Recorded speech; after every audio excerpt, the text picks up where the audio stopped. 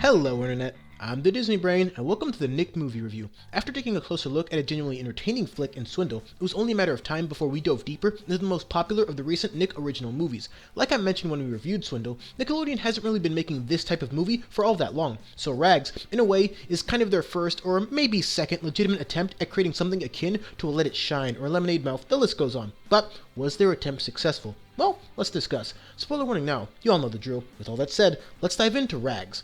So we kick things off with a couple of establishing shots of the New York metropolitan area, and some narration. Now, unfortunately, the film makes its first mistake here. Not just because there's way too much exposition in the opening minute, and I mean way too much, but they throw in a major dead parent reveal. If you've seen the movie, then you know that it later helps to connect Max's character and Kiki's, so it's a little underwhelming how they chose to introduce that valuable knowledge. In any case, we get our introduction to Charlie, played by Max Schneider, who is apparently not related to Dan. He's an aspiring musician that just so happens to get noticed by the man himself, Drake Bell, playing a music engineer named Sean. Then, we get to the superstar of the film, Katie Worth, portrayed by Keke Palmer, who seems to be distraught at the fact that her boss, who is also her father in this movie, is putting more stock in fashion than a genuine musical product. So, what you're saying is, he won't let her light shine? But in all seriousness, these two films were released only a month apart, so any of the similarities are pretty much all coincidence. In any case, we get a better look at the life and times of Charlie, who works without pay for his stepfather, who is also trying to make his two sons the next big thing. However, they are kind of bad, but not in an interesting self-aware kind of way like Mudslide Crush, for example, just sort of bland. So of course, Charlie's stepfather Arthur is cartoonishly evil, and he's actually a lot like Swindell in that way. The next day, Charlie just so happens to bump into Katie Worth, because movie, and then Charlie finally takes initiative for the first time. He applies to be a janitor, which is a little weird for someone so young, but not to worry, because Charlie just so happens to have his own fairy godfather in Sean.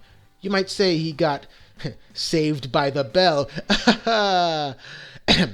Anyways, after a few moments of musical inspiration from Katie, we're introduced to Bernie and the piano. I call it the piano and not a piano because of the emotional significance it has, but we'll get there.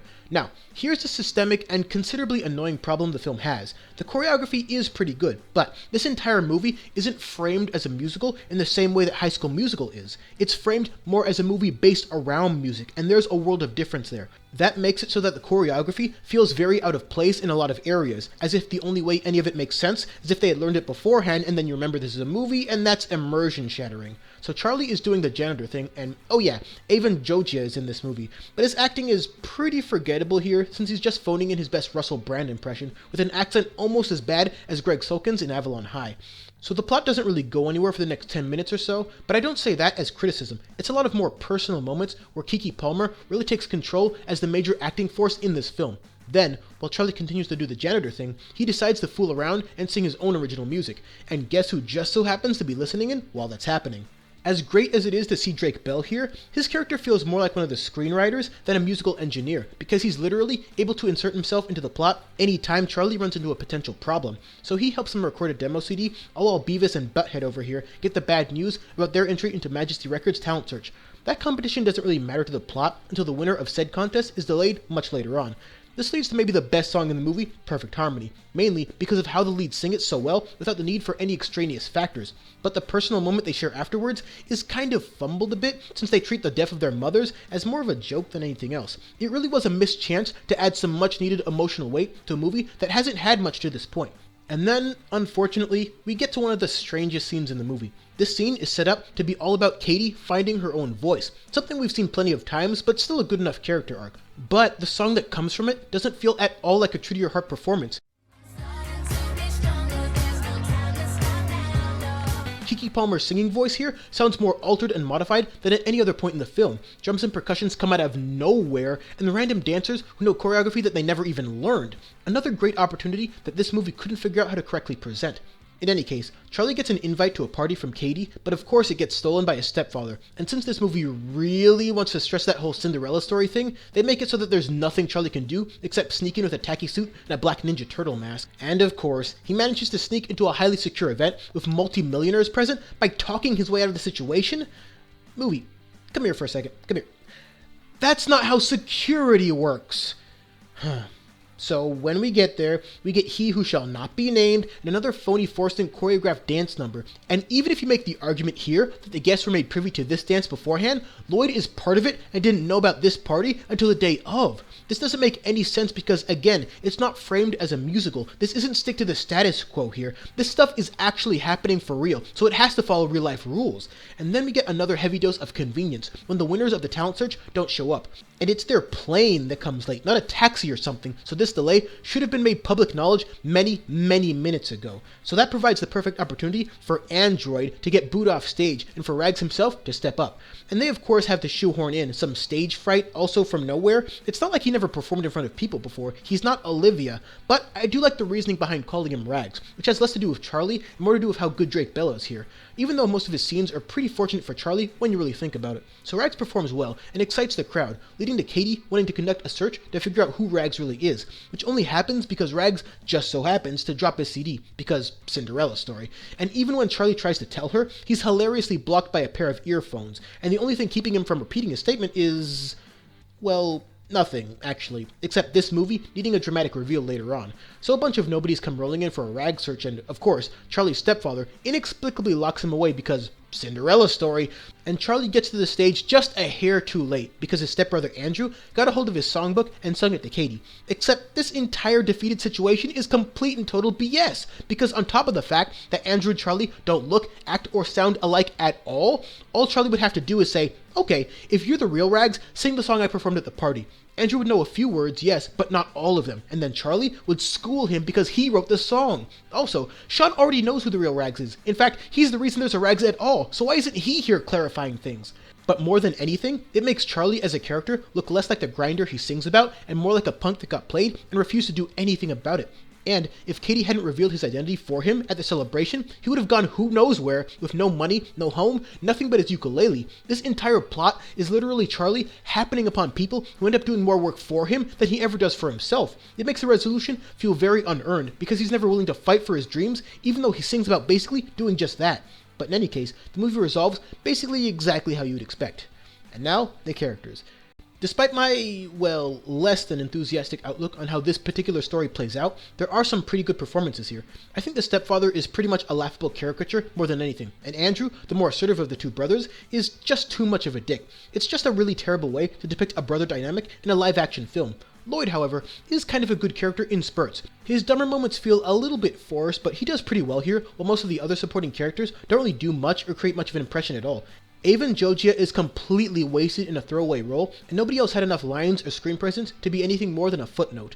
Drake Bell, however, is really good here as Sean. He's got this natural charm and charisma about him that he's pretty much always had, and that's on full display here. But the best part about it is how subtle and downplayed he is here compared to the more overplayed persona he embraces in Drake and Josh. Every time he's on screen, it's almost impossible to not pay a bit more attention, to not be drawn in. And going from a guitar-playing pretty boy in one show to a musical engineer in this movie is an easy transition. Even though he's called Sean here, you do kind of feel that this is Drake Parker grown up and matured, which I thought was a good thing. But the double-edged sword here is that the better he is, the less impact Max Schneider seems to have, relatively speaking. And that's because he controls so much of the plot as Sean, whether intentionally or not, which would have been great here if he was the lead character, but he isn't, even though I thought he should have been. But at the end of the day, Drake Bell might just be the best actor in this movie. I say might, because Keke Palmer does deliver as well. Max Schneider is okay here. Nothing special outside of the way he actually performs musically, and if you follow his YouTube channel, you know music is something he's quite good at.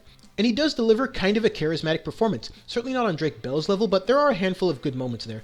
More than anything, however, I was turned off by his constant unwillingness to go after his dreams. Like I said, the other characters in this movie are doing more for him and to him than he ever does himself. And on top of that, they really didn't construct a very complex character here. What you see is pretty much what you get. We get teases as to why he loves music and performing, but nothing that would count as real development or even a true-to-form character arc. In fact, if Keke didn't save him in the end, his character would have essentially developed backwards instead of breaking even more or less. So not nearly the kind of lead performance we got from Noah Crawford, for example, but not the worst either. It's serviceable, but could have been better. Keke Palmer does really well here as Katie. The balance that she strikes with her toughness, but also her more low-key moments, works almost as well here as it does in Jump In. And just like Drake Bell, she's making things happen in this movie. She starts off a little coy about confronting her father, but it's clear up front that she's not happy with the way things are and wants to change them. All she needed was a little bit of a push, and all of a sudden, she's controlling everything halfway through the movie. Comparing it to Coco Jones in a very similar role, I think Kiki does better throughout the entire film, while Coco Jones has better individual moments, so it's hard to say definitively who did it better. It really comes down to which actress you prefer more, and for me, that would definitely be Kiki, but Coco was also in the better movie. And that's Rags, a movie that honestly didn't do a whole lot with a premise that would have been overplayed no matter what. The entire Cinderella story type that the film keeps forcing down our throats works more against the movie than for it, because it doesn't really subvert any of those tropes in a meaningful or impressive way. It wants to be this powerful underdog story, but isn't ambitious enough to create a narrative that is anything more than surface level. Comparing it to Let It Shine would be a very one-sided argument, but the main thing here is that Cyrus went out and entered his contest. Charlie didn't. This singular decision creates two very different plot lines, one in which the characters are sensibly developed across the board while pre-reveal Cyrus is still making things happen, and then you get the story here, where Charlie is just in the right place most of the time. Rags relies a lot more on plot contrivances and happenstance than in Let It Shine. The difference in quality goes a lot deeper than that, but that singular difference is really the focal point of a lot of the issues here. They constructed a character in Charlie where way too many of his actions, reactions, and decisions make no sense, on top of the fact that so much about the plot makes no sense, which creates a rather flippant plot progression. And even beyond that, there's a lot of strange moments that just don't work because the technical details involved just don't fit. Katie's street performance might just be the worst scene in the movie, for the simple fact that the entire song feels just as overproduced as the music she's trying to separate herself from. Compare that to Good to Be Home by Coco Jones when she gets to a similar point in her character development. It works so much better there. And speaking of the songs, so few of them actually matter that much. You can take them or leave them as music, but I'm not commenting on the experience of listening to the songs. I'm commenting on how the songs themselves don't add much to the characters.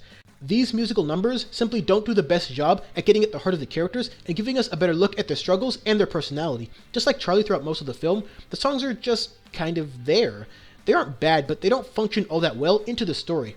All that having been said though, there is stuff that works here. There's a couple of genuinely good acting performances, but a lot of the supporting characters really bring the overall acting quality down.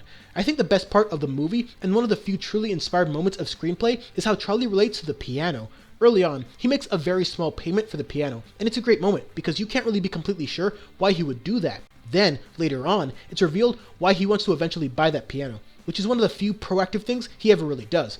If this movie had focused more on the significance of this piano and let it be the conduit for more emotional moments, we could have had something truly special, but it's only ever used for 2 scenes despite its exceptional level of importance. Charlie is driven by the idea of one day owning this piano, but they just don't do enough with what could have been a vital story element. Now, I know I've been criticizing this movie a lot, but all in all, I actually do kind of like it. This film never quite lives up to its potential, but this movie has scenes and moments that really do work. The problem is that those moments aren't present enough of the time. It's not constructed as intelligently as Let It Shine, it doesn't understand character arcs the way Lemonade Mouth does, and its musical acumen pales in comparison to any of the High School Musical movies or Cheetah Girl movies. And even if you genuinely like those elements about this movie, there's just so many movies that do the same things but better. So what you end up with is a movie more similar in quality to Starstruck than anything else, where you have some really good elements but a noticeably flawed whole. And honestly, if this movie had starred Drake Bell's character, it could have been so much better. Detailing Sean and his musical rise and eventually giving that up to be a behind-the-scenes musical engineer